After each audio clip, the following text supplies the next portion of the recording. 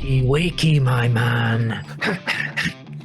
Come on, my man. It's time to reclaim who you are. It's time to unapologetically flip the table on this pussyfooting around nice guy syndrome. No more of this shit. It's time to remember who you are. You came into this world a wild, untamable little boy. Boisterous is what they would call us. Covered in mud, soaking wet, hair ragged, all of it. Wrestling with one another until it always ended in tears. Now we're afraid of the tears. Now we're afraid of the risk. Day after day, year after year, that young boisterous boy was constantly being told, stop disrupting the classroom, stop speaking too loud, stop having too much fun, study, focus, behave, until the straitjacket is on us. Now, if we look to the farming world, how do they rear their animals? Well, they're very happy with the dairy cows and things like this, but the moment a male bullock is born, the farmer goes, gonna need to watch out for him.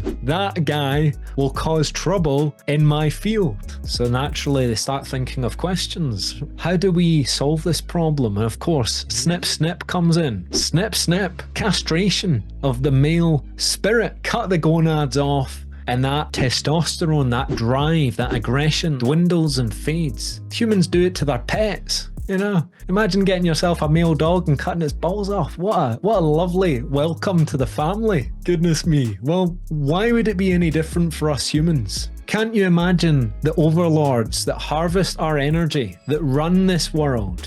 Can't you imagine them thinking, how on earth do we prevent these lion-hearted men from rising up and flipping the table on us? Castration. So they hit us with the chemicals, and that's one thing. The chemicals, the toxins, all of this stuff. But there's the psychological castration of men. Ideological subversion, where man is made to feel ashamed of this part of himself. Men are rapists, men are horrible, men are brutish, men are tyrannical, toxic masculinity, all of this stuff. Snip, snip, snip. They're trying to get us in this domesticated position. And it doesn't take us long to walk down the street together and just look at the men around, the general populace, malnourished, frail, beaten down, worn out, or just checked out and resigned and apathetic. There's no enthusiasm, there's no vigor about most of them. I'm on a mission to reclaim that in myself, as well as every single man I come into contact with. I want a tribe of leaders around me, and this is part of the mission. The modern man,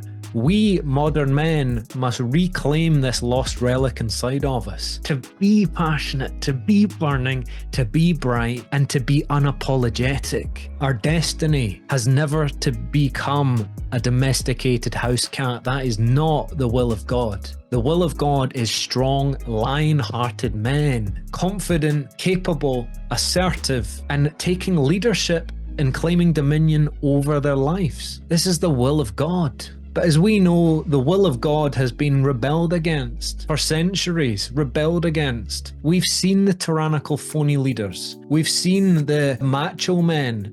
I was talking to a friend about this the other day. Macho man, definition of macho man is an overly aggressive, overly competitive, overly dominant male. So it's not saying that aggression, competitiveness is bad, but an over-exertion of that is when you're crushing all of your friends and family in the process. When you're self-absorbed entirely, it's a different thing. But many of us men growing up, we see that self-absorbed tyrant and we think, don't want to be like him, that's bad. I end up on the newspaper, that's bad. So they go the opposite direction, castrating themselves. Now we need to reclaim ourselves from all of this. They want you domesticated, they want you passive, they want you apathetic, not caring. They want you in the passenger seat of your own life, because God help them. If us men get back in the driver's seat of our own life and then we unite together, game over.